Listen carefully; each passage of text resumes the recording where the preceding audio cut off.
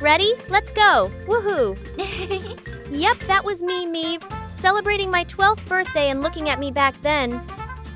You'd never guess that when I was 3, I'd been in a coma for 8 months. When I finally woke up, my mom cried like the world was ending. And my dad, he swore he'd never say no to me ever again, which basically meant I got breakfast in bed every morning, like an actual princess.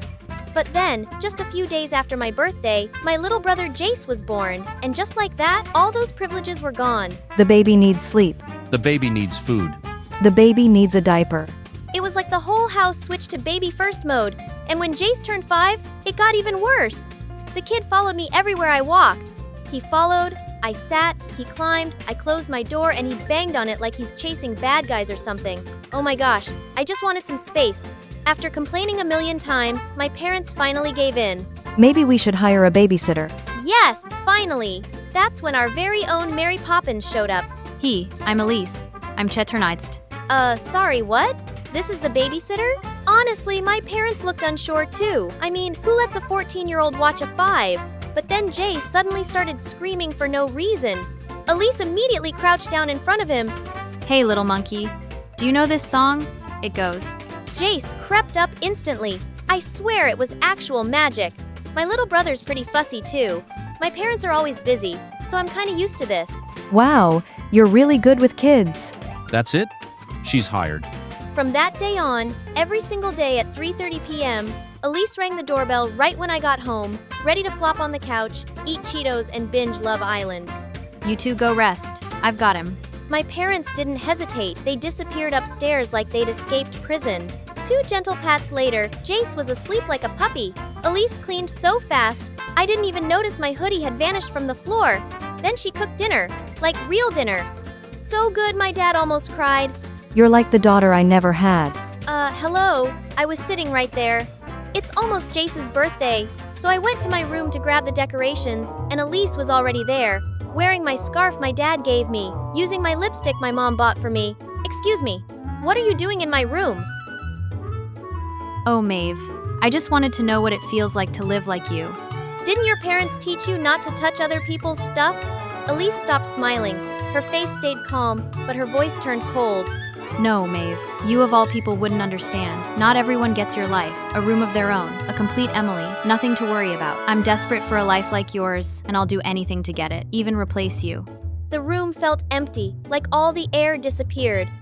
I ran downstairs and told my parents everything, but before I could finish, Elise appeared behind me, looking completely broken. What the? I'm sorry. My parents abandoned me. I don't have a home anymore. I don't have anyone. Oh, no. You poor thing. Maybe letting Elise stay with us for a while is okay. Stay? Stay where? Your room's big enough. Maeve, Elise can share with you. And before I could even argue, Elise had already taken half my room. From that day on, my life turned into a nightmare. One morning, she was using my Dyson hairdryer, the one I hid at the back of my drawer. That afternoon, she ate all my Cheetos, left the bag empty and stuck a note on it. I thought you didn't want these anymore? And at night, I caught her reading my diary like it was Cosmopolitan magazine. Ooh, does Jaden at school know your dream about him riding a unicorn to take you out for bubble tea every night?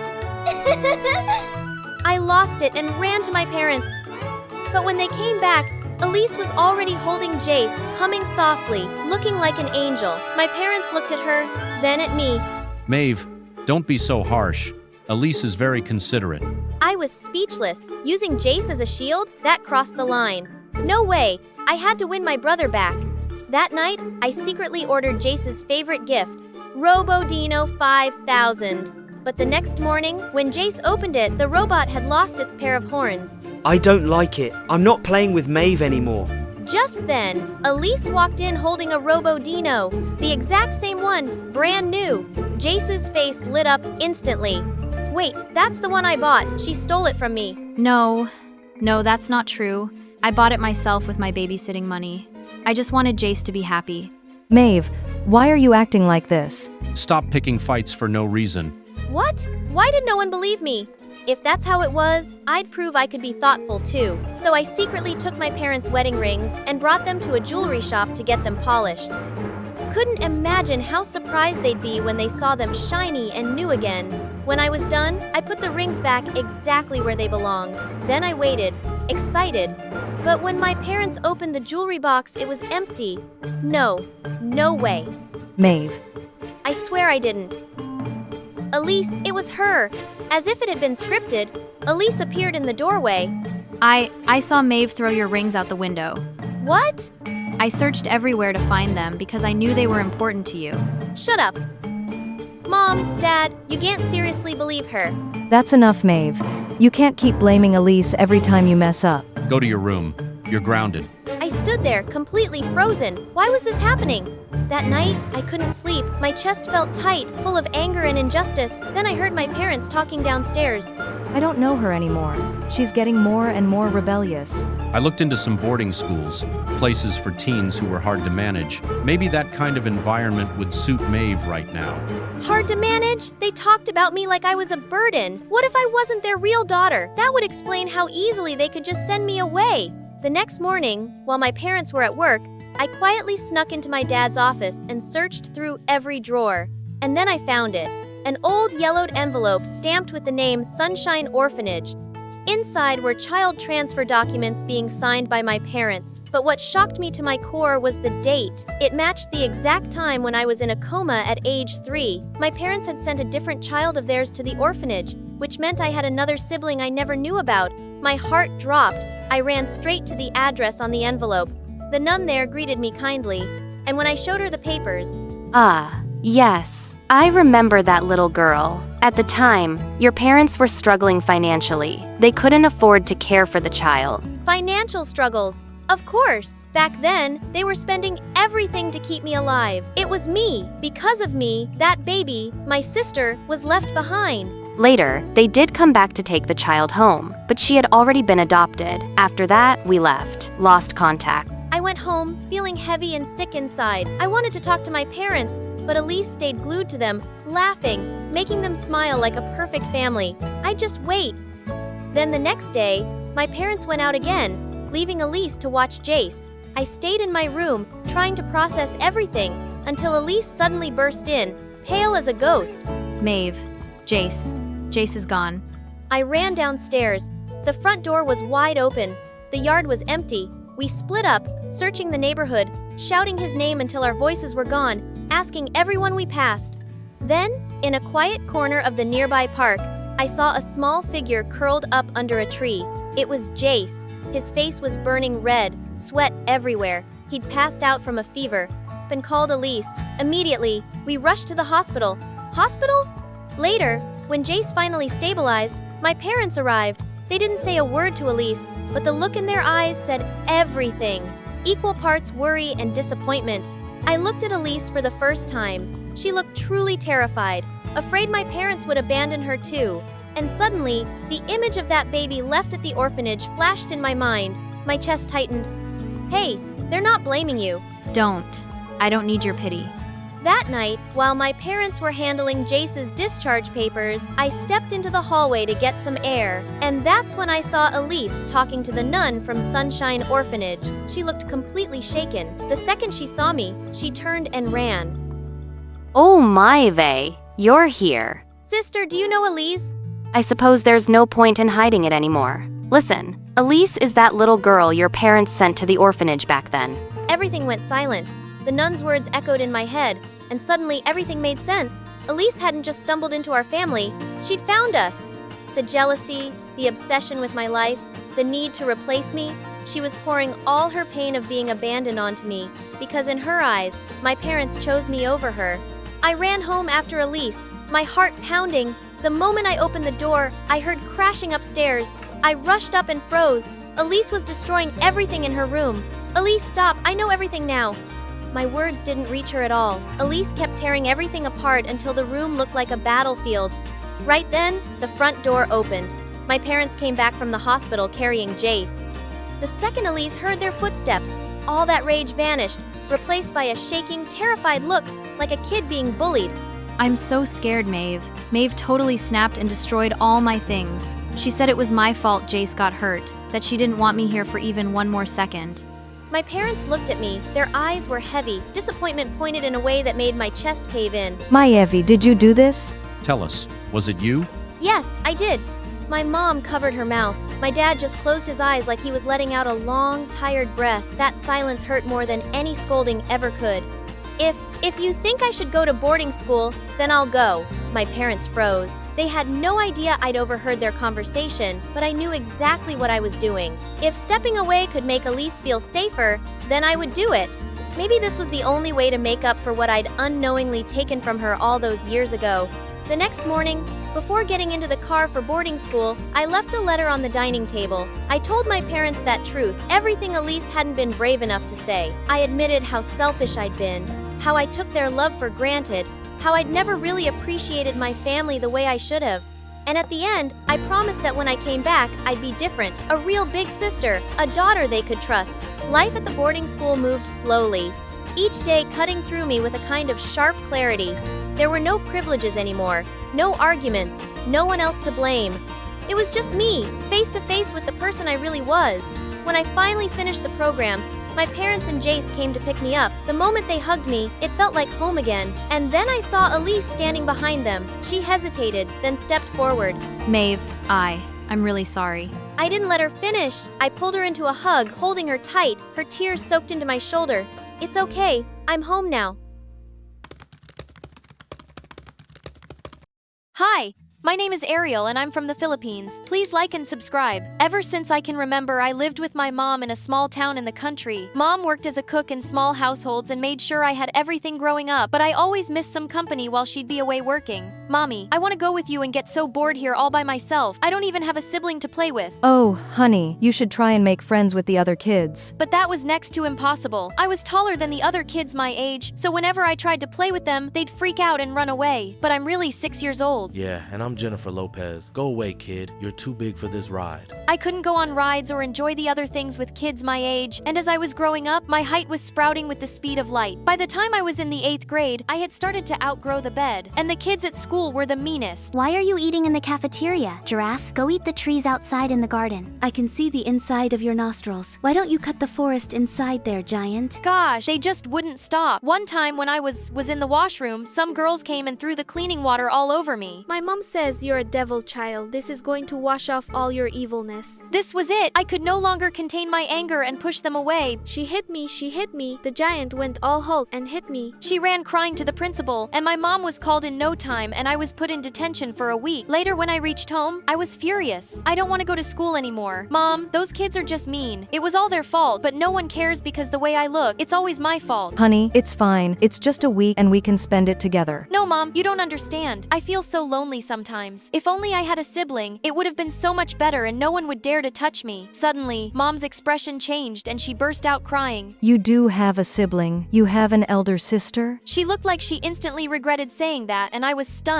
What the freaking peacocks? Mom, what are you talking about? I have an elder sister? I didn't want to tell you this, but yes, when your father and I separated, we decided to take custody of one child each. I chose you, and your dad took your elder sister, Pearl. Why did you never tell me about this before, Mom? All this time while I was wishing and crying I'd have a sibling, you hid the whole truth for me. Why? Suddenly, Mom burst into tears. I was too young when I married your dad, and he was a difficult man. I had no choice but to leave him. I'm so sorry, honey. Please understand me. I knew she must have her reasons, but I was so mad at her for keeping the secret for so long. I went inside the only room we had in the house and shut the door tight, but minutes later I could hear people shouting what was going on. I ran downstairs and Mom was freaking out too. Ariel, honey, we have to get out of here. There's a flood coming. We need to leave this place right now. A float? We didn't have enough time to vacate the place, so Mom grabbed the important stuff and money, and we left our home before the flood reached us. After hours of traveling and rescue team operations, we were finally provided with a shelter. But when I saw Mom all sad and tired, I couldn't help but hug her. I'm so sorry I was mad at you, Mom, but now please tell me everything about my dad and my sister. Maybe we can go find them. But Mom looked at me with confused looks. Oh, honey, I don't know where he is. All the papers and documents and his address, everything was in the house, and now it's probably floating around somewhere in the floods. What? This was insane. Now my only hope of finding my sister was gone. But things took a more drastic turn when we had to leave the country and go to Europe. And surprisingly, this place was super awesome. Almost everyone was as tall as me, and I decided I wasn't going to be a crybaby anymore. I've become strong and independent to help mom. Soon after, I started browsing for jobs all through the newspapers and found a perfect one for mom and me. She got appointed as the head chef in an Asian restaurant, and I took the job there as a waitress. A few days later, when I was cleaning the restaurant, a lady screamed at the top of her lungs when she saw me. Oh God, Jesus, you're perfect. The lady told me her name was Sheila, and she was a huge fashion person. She wanted a new face for her upcoming fashion magazine, and according to her, I was just perfect as a model. I couldn't believe my ears. It was really happening. I ran to mom, all excited to tell her the good news, and she had the best reaction. Oh, honey, I'm so proud of you. This is like a miracle. But I had to shift to the trainee headquarters in another city and live there with the other trainees. I moved out of mom's place, and Sheila took me to the internship place, and that's where I met Veronica, the most beautiful one there. She was literally a queen. Get the heck out of my face. What are you staring at? And a witch too. Just then, another girl came to me. Ignore her. She's just too proud of her looks and her father's money. By the way, I'm Amy. Amy was my roommate, and she was the sweetest girl I knew. We got along just like sisters. Then the day before our first big shoot, when everyone was prepping, Veronica came and handed me a box. Sheila asked me to give this to you. It's the latest cosmetics. You can put them on for your show tomorrow. For some reason, she seemed unreasonably sweet, and I could tell something was off, so I put the box aside. But later, when I went out of the room, I saw Amy screaming. My face, it's burning. What was in that cream? Oh God, Veronica! She gave the cream to me. I went to her room, filled with rage. Are you crazy? Why would you do that? Because I've been here for months, and I deserve to be the face of the cover magazine. I won't let you take my place. So you'd try to ruin my face? Oh, not just to ruin it, but burn it to ashes. This was it. She was done for. I ran to her and pulled her by her hair, but instead of fighting back, she just went and smashed herself into the side drawer and started screaming. Help, help, she's going to kill me. Someone help me. Suddenly, Sheila walked in and saw Veronica crying. She looked at me with a furious glare. What in the name of Gucci? No, Sheila, it's not what it looks like. I swear I can explain. I tried to explain the whole situation, but now she wouldn't listen to me, and she cut both of us out of the main magazine cover, and after that, Veronica made it her life's goal to destroy me.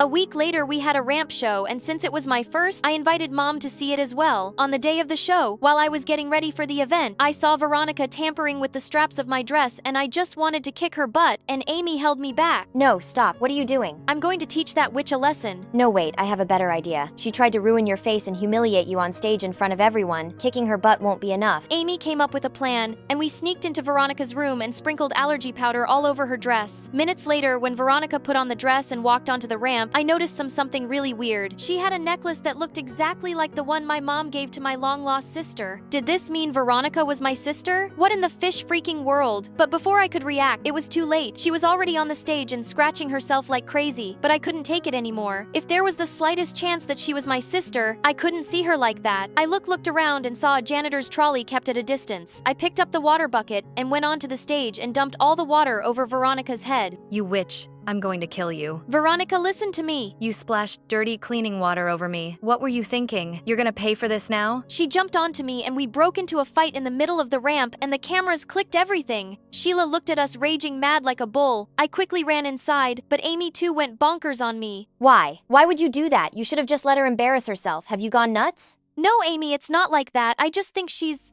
my sister. You're what? Is this some kind of joke? No matter what you say anymore, I'm just gonna kill you now. She leapt onto me, but just then someone caught her. He was a tall man, and he had eyes just like mine. Veronica, control yourself. Is this how I taught you to behave in public? But Dad, she did this to me. Can't you see what it— Enough. That's enough. No, Dad. You have to listen to me. Veronica. He raised his hand up in the air to hit, and I couldn't take it. Stop it! What are you? An animal? Can't you see she's already in pain and shivering? What kind of dad are you? You don't have to stand up for me, jerk. I can fight for myself. I don't need your pity. Saying that, she pushed me and I was about to fall to the ground, but Mom caught me. I guess I wasn't wrong about leaving you. You're still a jerk. And look, you have turned my daughter into a bad person, just like you. I should have never let you take her. Oh my God. So I was right. That man was my dad, and Veronica was my sister. What? What is she saying, Dad? And who is she? Mom explained everything to her, and Veronica went all bonkers. Why? Why did you never tell me I had a sister? And Mom, you said my mom died in a car crash. Who cares? She's dead to me anyway. She caught me cheating on her once, and she divorced me. Filthy, which Gosh, she's not filthy. You are. You're such a jerk, Dad. I hate you. Veronica ran out of the venue, and I followed her. Veronica, listen to me, please. I know you're hurt, and I know how difficult it must have been for you to live with that man all this time, but now you have a family. You have Mom and me. I'm your sister, Veronica. Please look at me once. She turned around, and I could see the tears running down her eyes. I'm so sorry, Ariel. Dad always treated me like I was never good enough, so I just wanted to prove him wrong by being the best model. But I didn't realize I was becoming a bad person, and I ended up hurting you, my own sister. Please forgive me. Oh, Veronica, it's okay. Come here, sis. Being different is what makes you special. Be proud of who you are and never lose hope, because miracles often come from the most unexpected places. Hi, everyone. I'm Elizabeth, but you can call me Ellie, not Lizzie, please. And yeah, you read that right. I have more than 10 siblings. Wanna know how? Stick around and strap on your seatbelt, cause it's gonna be one crazy roller coaster ride. My life was pretty amazing. My mom and my little sister Rose were my world. Rose and I did everything together, even though we had a 5-year age gap. Rose was the funniest, and she always knew how to cheer me up when I was feeling down. Look, Ellie, I'm a walrus. Feed me before I get hungrier and I eat you. Ellie, I have something for you. Pull my finger. I knew exactly what was going to happen, but I still did, just so I could hear her laugh. Since Mom was always busy with work or new business ideas, but she wasted a lot of her money on failed business ideas. I wish she had more time to spend with us instead. One day, Mom had a fun idea and took us to work with her and handed Rose a spray can, saying how she wanted to decorate her boss car for a surprise. Wait, something wasn't right. Why are we doing this, Mom? We could get in trouble. Come on, it's gonna be fun. Rose, do it! Just then I saw the security guards come out of Mom's office and they caught her. Turns out Mom had stolen money from the office and was fired and wanted to get back at her boss. Mom was taken away, but her charges were lessened because her boss felt sorry for us. She was going to be away for some time, but would do some community service afterwards. And that's how at 14, I got put in the foster home with Rose, who was just 9. Cause of Mom's foolishness, of course. I was angry with Mom, but now I had to focus on a goal. Take care of Rose and do everything in my power to make sure our family was back together soon. But nothing is ever as simple as it seems. We were shuffled to a couple of foster homes, but I learned to just roll with it. One family were legit angels, but the other ones were just in it for the money. Even the house was so bad, Rose thought the water stains on the walls were drawings. Since I wanted to give Rose everything she could want, I started some side hustles to make some cash. I did it all. Dog walking, babysitting, barista, waitress, you name it. You see, I was extreme smart. Not just academically, but also street smart, and I learned things quickly. But on the day I turned 15, we were sent to a new foster home, and this place changed my entire life. For good, for bad. You'll find out soon enough. Oh, before I forget the most important part, like and subscribe. Okay, let's get back to it. Our new foster family was Kate and Adam and their daughter Juliana. Kate was an old friend of Mom's, and she was an interior designer. A freaking good one. Their entire house looked like it belonged in a magazine. Adam was a pediatrician and got along really well with children. Juliana was a couple of years younger than me, but older than Rose, and always had the biggest smile on her face. She was over the moon when we moved into her home. I'll never forget our first night at the new foster home. Ellie, you hear the footsteps? Is that a ghost? Come on, Rose. There's no such thing as ghosts. I'll go check. Okay? No, don't. What if it gets you? I'm your big, strong sister. There's no way it can get me. I felt my soul leaving my body. It was Kate. I found out the next day that she slept. Oh, okay. But it was kinda creepy. Hey! Say what you want about sleepwalkers, but at least they always follow their dreams. You get that? I'm so funny, ain't I? Yeah, you are? After that day, I saw how well Rose got along with Juliana. She was the happiest she'd ever been, and I was happy too, so I went back to focusing on my goal. I wasn't at home a lot because of the part-time jobs, and I would get back home late. But one night, I found Rose crying. What's wrong? Did something happen? My tummy hurts so much. Ellie? I began screaming, and Kate ran into our room. We rushed her to Adam's clinic and found out it was an allergic reaction, and I saw red. Did you give her shellfish for dinner? Didn't you see the documents before you decided to foster us? How could you? I'm sorry. It was an honest mistake. Rose, baby, I'm so sorry. I didn't mean to. What if something worse happened? But it didn't, thanks to you. Now let Rose rest, and we can head home together, okay? I stayed by Rose's side the entire time, and once she was fine, Rose made me apologize to Kate for being so rude and told me how nice she was with her all. She does so much for us. So much more than Mom. Her words made me realize that maybe I did let my emotions get the best of me. So the next morning, I walked over to Kate and Adam's room to apologize. But as soon as I got to the door, I noticed Kate and Juliana whispering. As soon as they saw me, they went totally silent. That was weird. After that, I'd often see them talking like they had something to hide. Sure, I was curious, but it wasn't like I really cared or anything. But when Rose also joined in, I was super suspicious. Hey, Rose, what's going on? What's with all the whispering? Oh, nothing. Really? I saw Juliana whisper something, and then you laughed. Tell me too. I want to laugh too. Or is there some huge secret?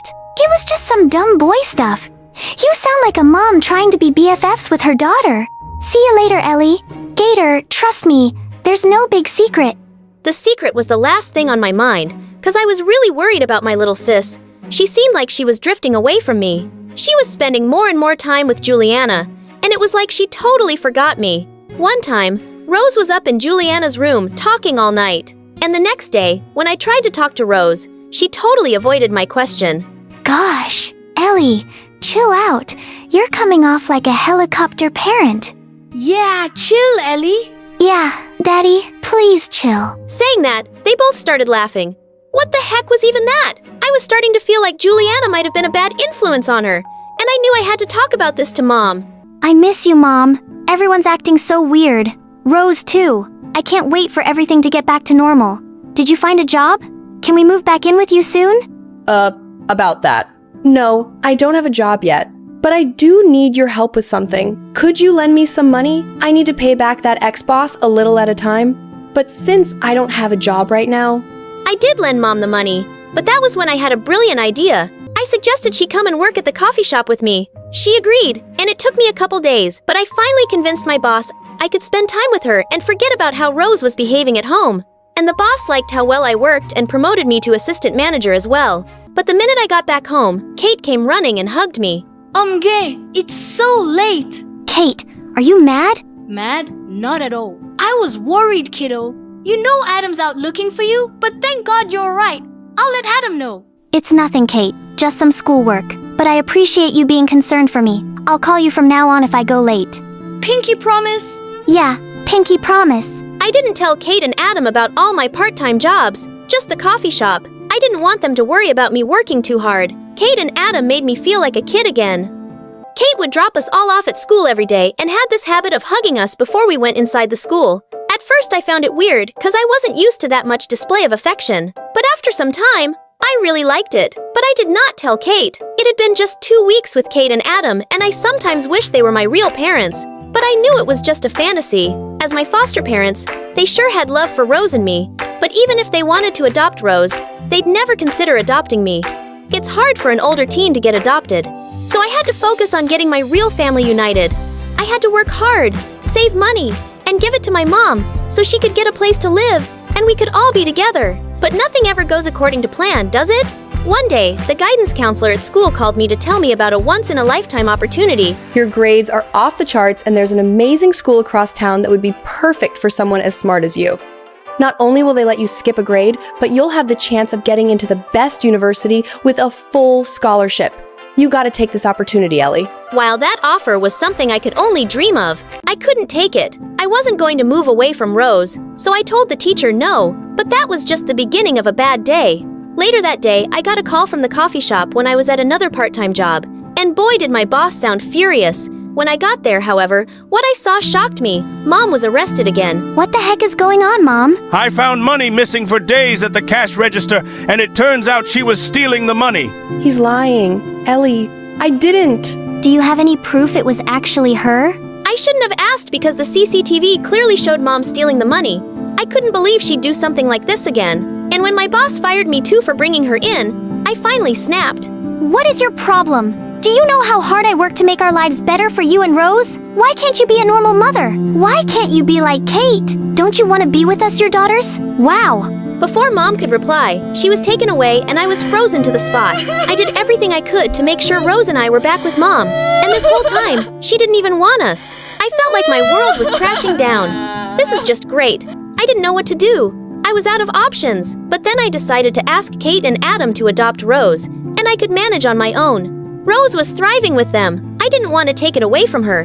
When I got home that night, I could hear music inside. It sounded like a party. Just as I was about to enter, Kate stepped outside. Ellie, you made a pinky promise, girl. Is everything all right, honey? And that's when the dam broke. I told Kate everything that had happened, and how my mom didn't want me and Rose. Kate, I know teens are hard to raise, so I'll just leave. Please, just take care of Rose and adopt her. Ellie, take a deep breath. I know it was a tough day for you, but never think that we would let you go. We love you. Adam and I saw how much you love your sister, so there's no way we would ever separate the two of you. We are adopting you both. And Juliana and I love you. Rose looks up to you so much. Don't forget that.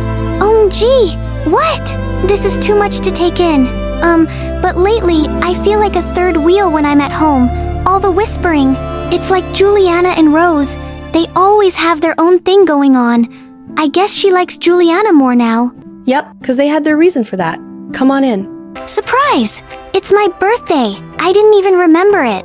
Yeah, 'cause you worked too hard. So Juliana and I decided to throw you the awesomest birthday party ever. Do you like it? I wanted the perfect birthday party for my big sister. I love it. Thank you so much.